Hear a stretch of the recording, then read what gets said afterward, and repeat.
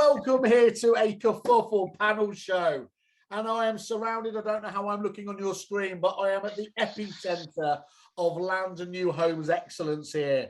It's a man sandwich, let's be honest. I have Matt Nicol on one side, Kev Ellis, and then fantastically supporting me, I have Andrew Dickinson and Keith Stacey from Brecon and Brecon.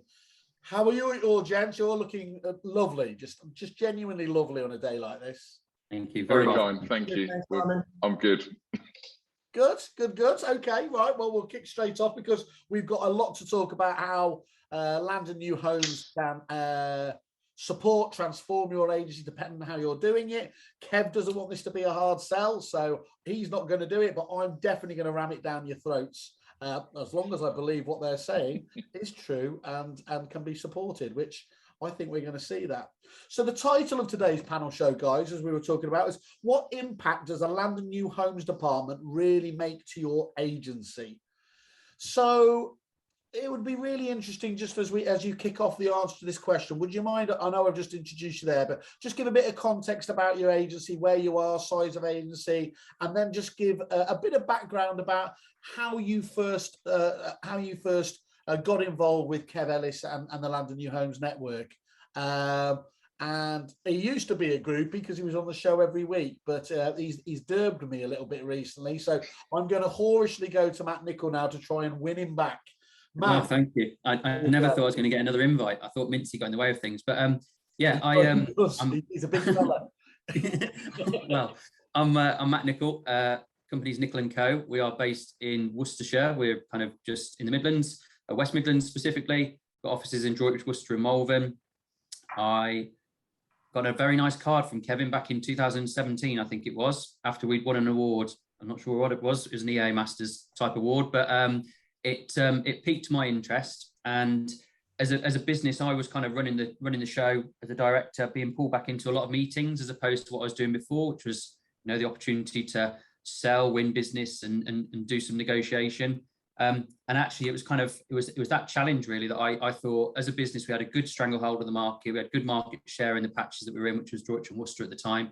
Yeah. And I wanted the new challenge. So I know Andrew's good for stats, so I thought I'd better get some figures together. But back in 2017, going back to your question about the impact it's had, 2017 we did about 60 grand in fees in new homes.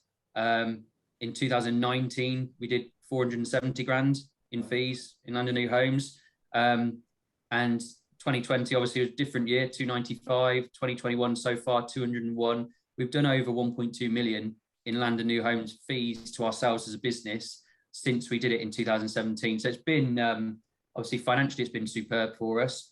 Good margin in it, 25% margin, 300 grand on the bottom line. It's like it's had a massive impact from us financially. I think for us also, we kind of feel that the presence that we have is even better now because we've got signage up and down the roads really. So like we've got some sites and developments that's got our name all over the place, along with all our for sale boards in our towns and in the cities. So it's been great, I think, just to grow our market share locally.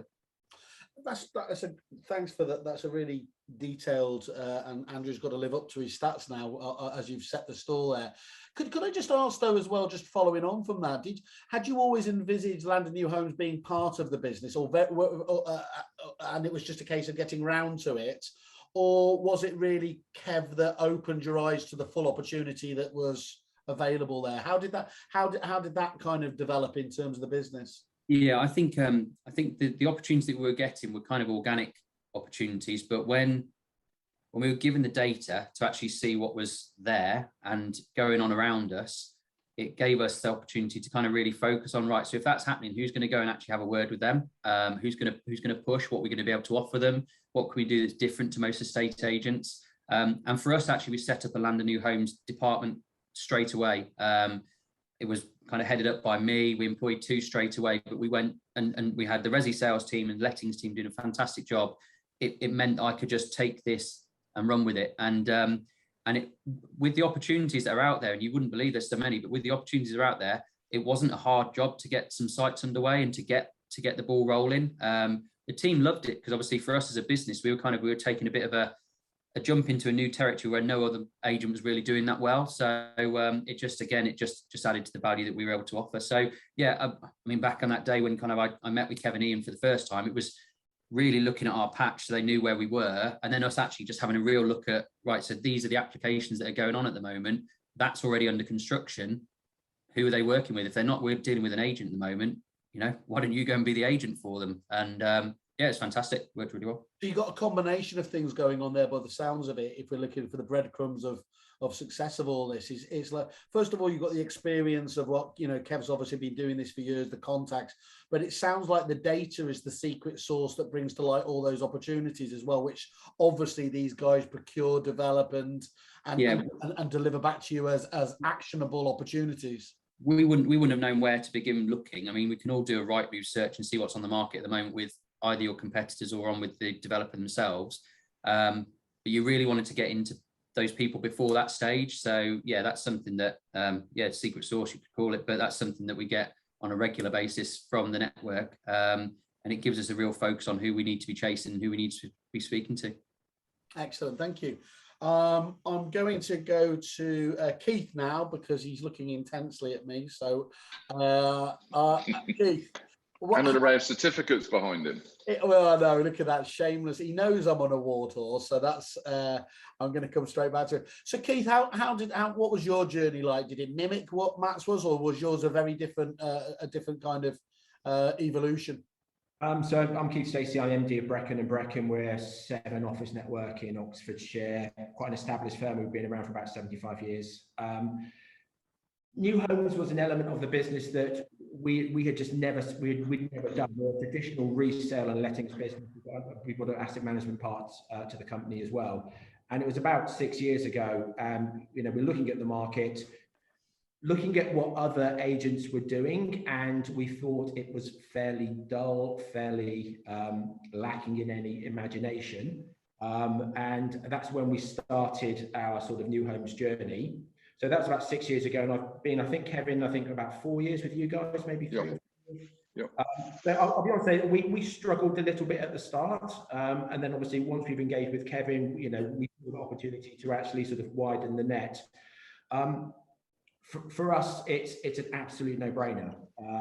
We've invested quite heavily into it. I think, you know, firstly, we think we're doing it, you know, properly in inverted commas. We're now at a position where it's generating about 1/3 of our sales income. So it's gone from a very small part of the or zero part of the business up to that sort of level. So it's effectively like a really strong additional branch from an income perspective. And then if you look about the other benefits as well, so you know, you've got that new home site, so therefore you've got that presence in the community, you've got all that marketing. You're obviously selling, so you've got the fees from the sales. You potentially could sell to investors, so you can drop in investors back in again. And then also once you've sold that site, you've engaged with all those buyers. So hopefully, if the system's correct, you know, 4 or 5 years time, when the resales start coming to the market, you can start tapping into those as well. So that was the route we took. We took into it, and you know, we haven't really looked back since then. Those are just massively compelling figures. Obviously, looking at that in terms of how that's now developed into the business. I did like your bit at the beginning there. I've been going 75 years. I think you said the other day that I've pretty much been mis-selling to you for 30 years of those. So again, thanks for coming on the show. That's it shows that there's a lot of forgiveness in this industry, and that's why I've made my success here.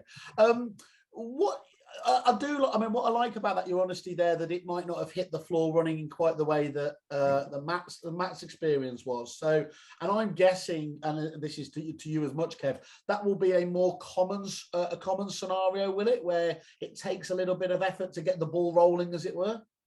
I think if you look at how a lot of agents approach it to start with, you know, fundamentally an agent wants stock.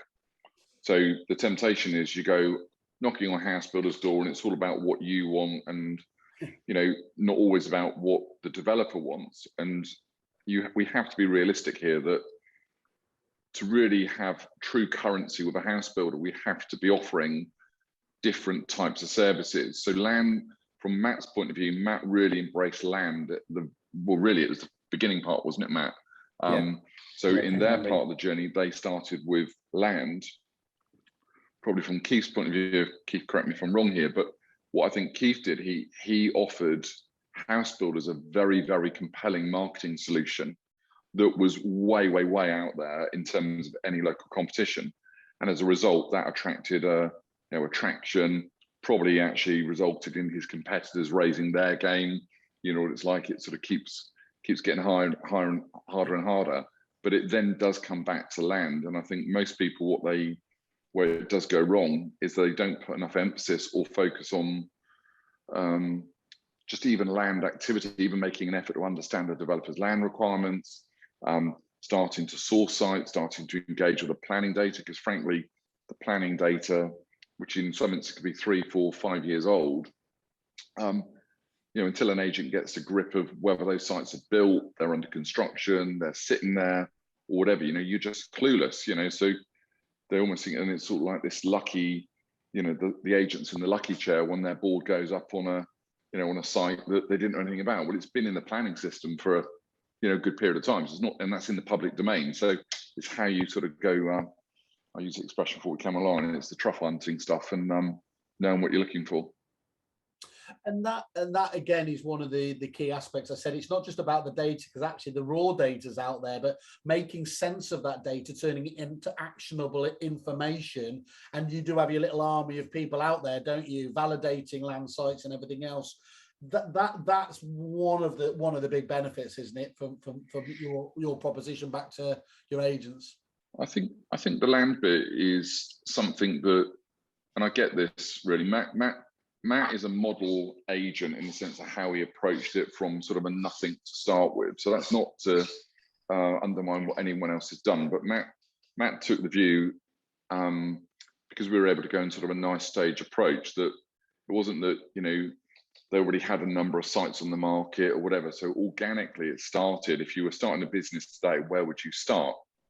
And they put a lot of effort into that land research. The land guy comes on board. They build relationships with house builders. They start having good conversations with the developers, what they want. All of a sudden, things are starting to unravel. And a big piece was that even just by adding a land functionality or even new homes into their core brand, all of a sudden, landowners who might not have known where to go to before were just drawn to this great agency or this great brand as a go-to place. Now, in the same way, if you look at the stuff that I know Andrew's working on, and likewise Keith, all of a sudden, I won't steal Keith's thunder, but Keith's working on a mega deal at the moment, which would be life-changing for any agent. Well, those opportunities, regardless of whether your market's a low-end value or a higher, it's all relevant. These deals are there to be done. So yeah, we do put a lot of focus on the land side. I'll be back to you there, Keith, to talk about that investment opportunity that I can ride in at the 11th hour to help out with. Andrew, your good self, what was your experience? Just give us a bit of background about your own business as well, and then talk to us about how this department is affecting your own group. Yeah, sure. So I'm Andrew Dickinson. I run Oakwood Homes, 4 offices in East Kent. We've been established 17 years. I think it was either 16 or 17 I first met up with Kevin, and we were at another function. We got talking about what was about to happen, and I immediately got it. The Land and New Homes was a big part of the potential opportunity we got as a business that we just weren't tapping into. And having been in the industry for as long as I have, which at the time was well over 3 decades, I'd never really understood it. I tried to play with it. I tried to win stuff, and we were okay. We did a little bit. We fraternised with some of the developers quite clearly, but as we started to understand how this unravels and how important it is to actually have the land and where the opportunity lies and so on, it all made perfect sense. In the way it's impacted us, I'd like to state some stats, but 87.65% of them are made up anyway, so I won't do any. But the key thing for me was it's had a massive impact on our brand awareness, because Matt alluded to it earlier. You've got big boards everywhere. You're not restricted by planning on this certain size board you've got to use. and all of a sudden, you know, your profile increases as a business in quite an inordinate way, because the credibility that you've got with the public, and if a big developer like that is entrusted their business with somebody like you, you must be all right to as an agent, and so that helped us. And of course, as both Keith and Matt spoke about as well, the spin-off business. And the longevity, if you've got nurture journeys and you've got things working right and you've got client services working, your data and so on, you're future-proofing your business. And you know, we're always going to have a need for houses. There's always going to be a property demand as the nation grows, and you know, 7 billion becomes 9 billion, or whatever they predict by 2015 in the world. Sorry, 70, whatever. But yeah, it's a need that's always going to be there. So it opened up our business massively, and the income stream from that, mortgages, conveyancing, people that want to buy, they've got a house to sell. That's all the immediate business. Then change you build on the back of it. And if you start to add all that business in, which you may or may not have got, you don't know, they might have bought something else from you apart from new homes. It's quite hard to decipher that or differentiate, but the income is phenomenal, and I just wish I'd done it a lot earlier than I had. That's always a telling sign, isn't it, where you wish you'd done it ages ago. That's always the defining comments. And I think what I take from your conversation there, while there's prop tech charlatans like me telling you it's got to be a full digital experience all the way, you know, you can't replace boards breed boards, can you? And that local brand knowledge and reputation is just absolutely vital and still delivering. Yeah, 100%. And that the spin off of social media as well, because you start pumping out sponsored adverts and things on social media that are specific to a site, and that gets to different people. That's a different whole sort of marketing platform that we didn't used to have. But you embrace that, and technology and YouTube and so on. It's and I think, you know, Keith's the master of that from what I've seen and heard. But it has huge opportunity, and it's stuff you just wouldn't have been doing if you don't have these new home sites. Well, Keith hasn't joined me on TikTok yet, so let's not quite give him all the plaudits he deserves. Guys, is it? It's obviously absolutely fantastic in hearing the success, this kind of virtuous cycle that it just supports other parts of the business and vice versa. Is it not right for everyone though? Who would it not be right for? Is there a profile? Is there something in your makeups that mean that you were always going to make this work once you teamed up with Kev? Or are there some people that it's just not going to happen?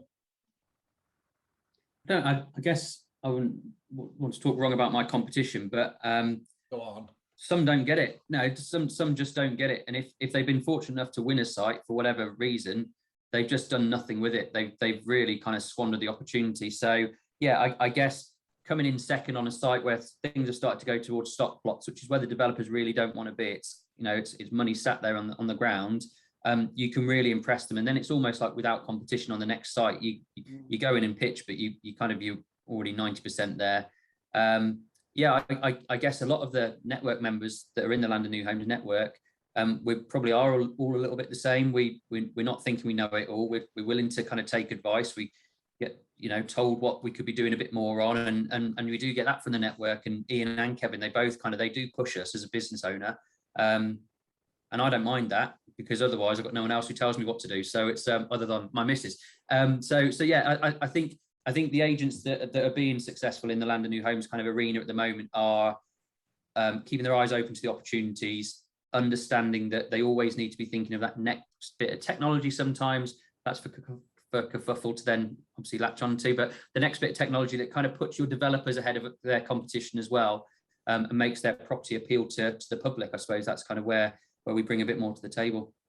Okay. I'll just add something in there, Matt and Whaley, because I think one thing that's really interesting with a lot of agents, when they've won a site, it's all about that site. You know, for some agents, it's all about that site, and they're not doing enough then. So I call it like eating their way through the fridge. They've had this stock, they've got it on, and then they end up with this spiky income mode. And the spiky income is no use for any agent. So when you're starting to leverage in a team And, you know, all of these guys that are on here now, they've all got dedicated teams now, or people in their business. Well, having lumpy highs and lows or whatever, that's not good for anyone. So we've got to constantly sort of be aware of what the roles are that everyone's fulfilling. And I think picking up on the point there that Matt said, that in reality, you know, agents don't give it enough, they don't devote enough time. You know, if you look at the average typical independent estate agent, the owner of the business, depending on whether his lister's off, he's backlisting houses, he or she or the accountant, the marketing director, they're, you know, solving all sorts of other things. So it doesn't get the attention. And oh, I'll tell you what, yeah, let's pick up the planning applications or whatever. And if you apply it in that way, it will never work. Okay. And can I just ask then, if I'm an agent and I've never done land and new homes before, where do I start? What's point zero, as they say? I think point zero, from my point of view, in simple terms, the starter has to be understanding what is out there. Okay, and that might sound a bit of an obvious one, but this isn't for me about an agent going out and saying, I'll tell you what we're going to do, we're just going to go and look for land. Okay, you go start looking for land. Even if you did a deal, it's going to take you 18 months, 12 months at best for that to actually yield you any cash. So the only way you're going to yield cash straight away is either going to be by brokering a consented site, so a site that's got a planning consent that vendor would be minded to sell, or indeed that vendor is then making the decision to bring the stock to the market. And was something very interesting earlier in the year, which when all agents were massively busy in this frenzy of you know, sales activity or whatever, we did a big exercise across 6 of the regions in the country where our team went out and did some really proactive nurturing for opportunities. And what was really interesting, on the planning visits they did where sites were under construction, they actually got their shoes dirty and walked on site and said to the developers, you know, what are you doing and whatever. And pretty much in every instance, those developers didn't have an agent on board, no one in the wings, and more surprisingly, no agent had actually been out there canvassing them or prospecting them or whatever.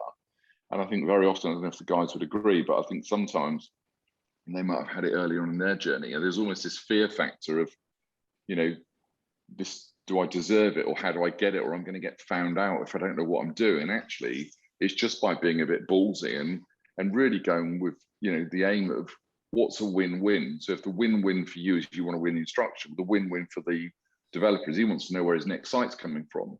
Yeah. And we've got an instance at the moment where a land deal was done. They were held up with delays on their sales pipeline from another site they were in the process of selling. All of a sudden hit this massive issue around the funding for the completion, to be able to facilitate the completion on the next site. And we've been able to step in because of a development finance brokering solution that we were able to offer, and we've actually helped that developer secure their funding. Well, you can imagine in the eyes of that developer, not only does he think we're really good at, all the agents really good at selling houses, but now we've just helped him facilitate access to the funding, and we've brought land opportunities. Well, in the main, this isn't in the psyche of your average agent who's very much wired sales, lettings, mortgages, conveyancing. It's just not in there. And the problem is, as more and more competition are coming in and lower fee bandits are out there, you know, the great bit that if an agent does this properly, the ability when we're in control of land is to influence much, much higher fees. Yeah. The fee position is very different. There's not this race to the bottom that they may be experiencing in their own agency. So even in the same town, they might be able to get 2%, whereas from a developer, whereas they were only able to get 0.75 from a second-hand vendor. So it's very, very different demographics. Okay, cool. What about you guys? What would you suggest to anyone thinking of this? You know, where would you start if you were kind of having your time again? Well, my view would be that if you look at the sort of the business model, if you look at like your resale business and you're trying to engage with, you know, thousands, tens of thousands of potential sellers out there, and then you look at the new homes business, you've probably got no more than say 100 players in your market. So it's actually quite a short list of people. And what we started off with doing, we just started engaging with them. So we pick up the phone. You will always have a conversation, or it's very easy to get a conversation with their land team, because their land team want to talk to agents, because as Kevin mentioned, they're always looking for their next site. Getting in front of their sales team is a different beast, but the land team, is your point of entry. So you'll be picking up the phone, you've been having a chat with them, getting a feel as to what they've got in the market.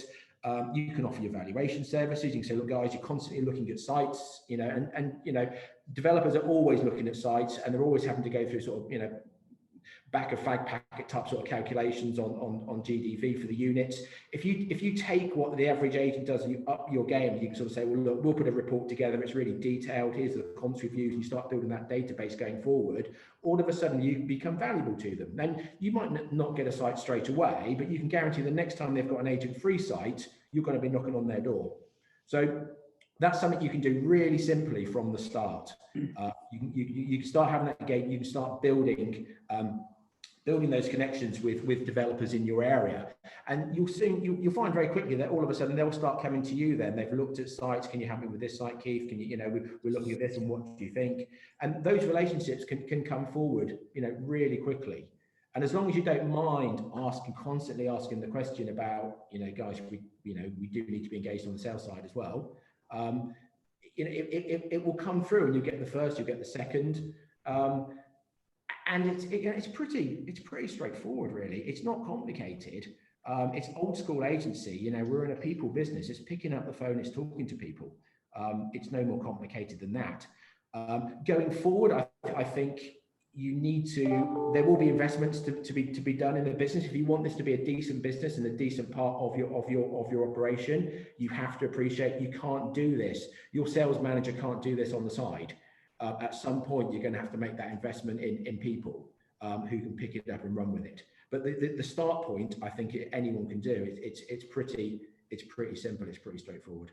Beautiful. Well, as ever, thank you, guys. Go and have a look at Land and New Homes Network on kerfuffle.com. See what these guys, what loads of other people are saying about the service and everything else here. I really appreciate you giving it up your time, Matt, Andrew, Keith, and Kev. Thanks once again for spending your time with us today. Yeah, thanks, guys. Really appreciate it. No problem. Cheers. Cheerio. Right. Cheers. Take care.